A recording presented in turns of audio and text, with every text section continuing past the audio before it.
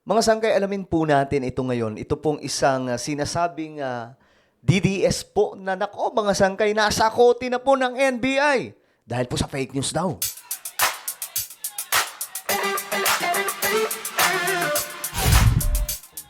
Hello, what's up guys? This is me, I'm back for another vlog today. Kamusta po mga kababayan, mga solid sangkay? And here we go again, panibagong content tayo mga sangkay. At eto, pag-uusapan po natin ang isa po sa matunog na usapin ngayon. Isa pong vlogger na mula po sa side ng mga DDS ang nasa kote ng NBI. Alam niyo kung bakit? Mamaya pag-uusapan po natin yan mga sangkay. Ito sinasabi ko po na nako, hindi porket may freedom of speech kung ano-ano na po yung sasabihin. So yan po yung ating pag-uusapan ngayon. Anyway, before tayo magsimula, pakisubscribe po muna yung ating YouTube channel. Road to 2 million subscribers na po tayo. So kung gusto nyong mapabilang sa dumaraming mga solid sangkay, ang gawin nyo lamang po ay i-click nyo po yung subscribe button na makikita po sa baba ng video na to. I-click nyo rin po yung bell at i-click nyo rin po yung all. Sa mga nanonood naman po sa Facebook, i-follow nyo po yung ating Facebook page. Alright guys, eto kasi yun. Ayon po dito, 39 years old na vlogger na nag-post ng ginawang, ito po yung kay PBBM, ito yon. Nasa kote ng araw. An online content creator in Cebu was arrested after falsely making it appear that President Ferdinand Marcos Jr. is pushing for the legalization of narcotics. Ang lupit. Ang lupit, mga sangkay. Ito yun, oh. Yan po yung kalokohan niya. Yan po. Nagkalat to. Actually, sinend po ito sa akin, mga sangkay. Sabi ko, wag yun ang patulan. Fake news yan. Ito yung sinabi ni PBBM. Ngayon, ang fake news ito, sa laban kontra ganito at krimen, hindi na natin kailangan dumaan sa yan mga sangkay. Iniba po niya yung sinabi ni PBBM. Ngayon mga sangkay, ang nangyari, nahanap po siya ng NBI. Talagang hinagilap ng NBI. Ito masasabi ko lang. Mag-iingat kayo ngayon. Kasi hindi na po ito yung PBBM na mabait. Napuno na yung tao, mga sangkay. Kasi nga po, sinobrahan nyo na. Lahat na lang po ng paninira, ginagawa ninyo. Ngayon, medyo maangas na po itong presidente natin ngayon. Naniningil ito sa mga gumagawa ng kalokohan na. Okay? So ngayon, mga sangkay, ito ang nangyari. Tingnan nyo po. Nadampot po ng NBI. Mga kapuso, nandito tayo ngayon sa tanggapan ni NBI Director Jaime Santiago. At anumang oras mo lang ngayon ay magsisimula na itong interview sa kanya. Pero medyo kakaiba yung setup, mga kapuso, dahil dito makikita natin na naka-live zoom siya ngayon dahil meron siyang kakausapin na hepe ng NBI Cebu. At ito ay may kinalaman sa pagkakaresto ng isang vlogger na di umano ay may ginawang pag-alter sa isang post ng isang media network na dinadagdagan yung pahayag ni Pangulong Bongbong Marcos. Ayun, yari kayo. Yan yung sinasabi ko sa inyo. Yung mga dilawang DDS dyan. Yung mga NBI, napakagagaling yan. Mismo kahit mga cellphone natin, kapag nakuha po nila yung number o kahit nga wala mga sanggay, basta makakuha po sila ng kakaunting link na magli-link sa'yo, mahahanap at mahahanap ka nila. Halimbawa na lang, mag-post ka, gamit mo dami account mo. Kinuha yung link. Ngayon, makikita doon yung IP address. Mahahanap ka nila. Ganon kabilis yung NBI, mga sanggay. Matindi po yan maghagilap ng mga impormasyon. So you have to be careful. Alright? Sa mga gumagawa dyan, marami pa. Marami tayong nakikita dyan. Siguro ang gawin nyo, mga sangkay, pag nakakakita kayo ng fake news, isend nyo sa NBI. Kasi ngayon, mga sangkay, talagang nagtuturo na po yung NBI ng leksyon. Ako, gusto ko po itong ginagawa nila ngayon kasi talagang ang dami po, nagkalat po talaga yung fake news, mga sangkay. Yung mga, halimbawa na lang, yung rally ni BBM, i-insertan po nila ng audio ng Duterte. Hanapin, dapat makita kung sino ang gumawa nun. Mahahanap at mahahanap ng NBI yan at ang pagkakaalam po natin. May susunod pang vlogger, mga sangkay, may arrest warrant na.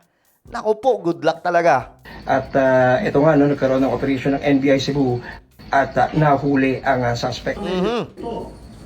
Nung nakita namin ito, while in the course of cyber patrolling, nakita namin na isang vlogger na nag-post ng ganito. Ang third na yung post na may caption pa. Ito Yun. yung post in question. Ayan po, mga sangkay, basahin nyo na lang. Ito yon. Ayan o. Ano yung mga dinagdag niya dito? Ang dami siyang dinagdag, mga sangkay. Ayun. Grabe talaga. Grabe yung fake news ngayon. Grabe gawan si PBBM ng fake news ngayon. Kaya nagmumukha po siyang masama dito, mga sangkay. 'Di ba? O ngayon, dali kayo. Good luck talaga sa inyong lahat. Okay. Yung caption ng post niya is, legal na daw ang droga, bago angry face na emoji, grabe naman ka Marcos. Ngayon harapin mo lahat ng hamon kung makakagabalik ka pa pagkaluoy sa mga inosente. Kita nyo na? Ang galing, no? Ang ginawa niya, mga sangkay, iniba. Iniba yung nakasulat. Ito yung sulat ito yung statement ni PBBM. Maganda yung pagkakasabi niya dito. Ngayon, mga sangkay, iniba niya. Ngayon, ang ginawa niya, pinost niya ito. Maraming tanga-tanga din. Sorry sa word, pero ito po talaga yung gusto kong sabihin, mga sangkay, kasi marami po talagang tanga-tanga eh. Pinatulan ito. Share, dumami ang share. Ngayon, mga sangkay, hinanap yung pinaka nag-post. Nakita. Kasi sabi ko nga sa inyo guys, NBI po yan. Matindi maghagilap po yan ng mga impormasyon. Yun ang caption ng pinost niya. So, pinraise namin with the coordination with the Office of the Director. Okay? So, sa ginagawa mong ganyan, kumikita ka. Ayan na. Opo, pero maliit lang po siya. Oh, loko-loko ka pala eh. Iiyak-iyak ka ngayon. 'Di ba? Dapat hindi nakatabon yung mukha. Dapat maging proud ka sa kalokohan mo. Ganyan po yung maraming ganyan, mga DDS. Nagpapakalat ng fake news, pinapaniwalaan pa. Kahit po mga Facebook friends ko eh. Di ko nga alam paano sila napapaniwala doon. Diyos mo yung marimar, hindi ginagamit yung utak. $1 lang po. Isang walang dollar. So, depende sa dami ng viewer mo, ang natatanggap mo na bayad. Ganun ba? Po, pero Kakahiya tingnan ko kayo. yun. Wala siyang dollar po. Kasi isang centavos. Alam ko lang, dinilis ko na lang po. Ma'am, anong gusto mong sabihin kay Presidente BBM Nako. dahil sa ginawa mong yan? Kung meron ka mang mensahe po, ano po yon? Sorry, pagkamali niyo ako.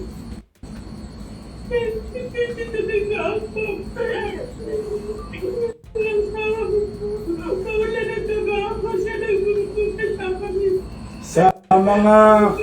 Sa mga kababayan natin na naniwala sa iyo, anong masasabi mo sa Nako, kanila? hindi sa mga kababayan lang. Mga DDS na naniwala.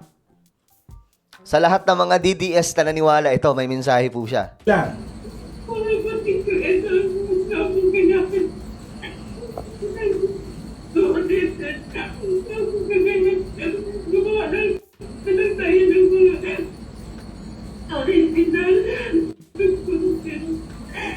Para hindi tayo pa kasi tawag ko na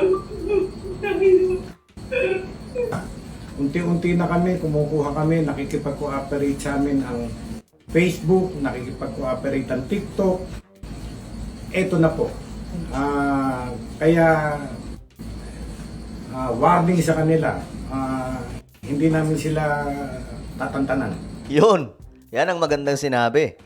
At sir, mensahe din po sa ating mga kababayan dahil sa mga sandaling ito, tuloy-tuloy pa rin po yung pagkalat po ng fake news. Ano po inyong paalala sa ating mga kababayan na mahilig po talagang kumuha ng impormasyon sa social media?